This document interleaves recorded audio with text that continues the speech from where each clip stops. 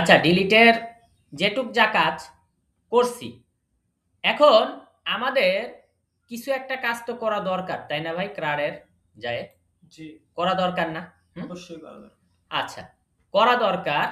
এখন আমরা ক্রাডে যায় যেই কাজটা করব, ক্রাডে যায় যেই কাজটা করব, যে আমরা এডিট আছে না, এডিটের সাথে ডিলিট বাটনটা তৈরি করব, এডিটের সাথে ডিলিট বাটনটা তৈরি করব। তাহলে বাটন তৈরি করার জন্য আমি কি করব?